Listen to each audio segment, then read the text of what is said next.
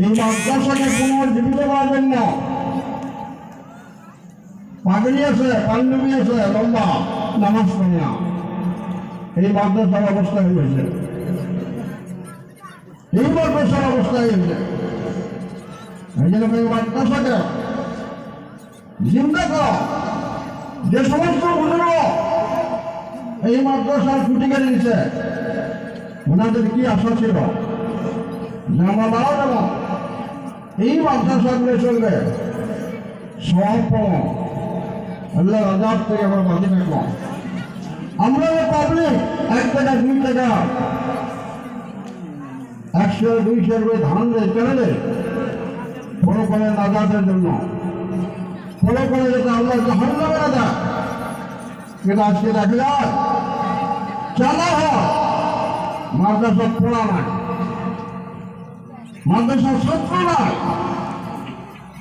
মানে আপনাদের কাছে অনুরোধ করলাম, আমরা সিনিয়র মানুষ হিসেবে, সিনিয়র আলেম হিসেবে, মুরব্বী হিসেবে এই জায়গা পার্শ্ববর্তী মাদ্রাসার মেহরবানি আছে, পার্শ্ববর্তী মেহরবানি ফরমানি আছে।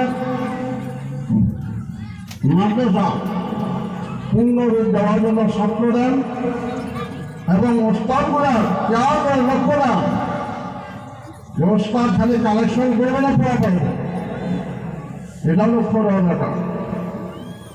আমরা ছাত্র দেওয়ার জন্য রাজ দিয়েছি, ছাত্র যেন মাদ্রাসার পূর্ণ পর্যায়ে উন্নতি আমলগুলো হয়।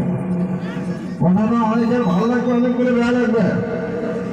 টিচার মিটার আসলে মানুষ ঠিক হয় না, টিচার মিটার আসলে মানুষ ঠিক হয় না। কেন মাদ্রাসা অবস্থায় লোক মাদ্রাসা কেন বানিয়েছে?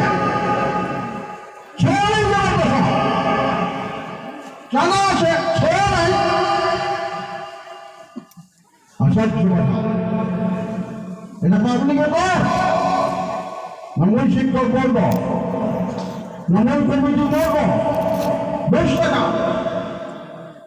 কেন আলাদা না? প্রত্যেকটা মানুষের হয়েছে মাদ্রাসা কে চালে যাবে?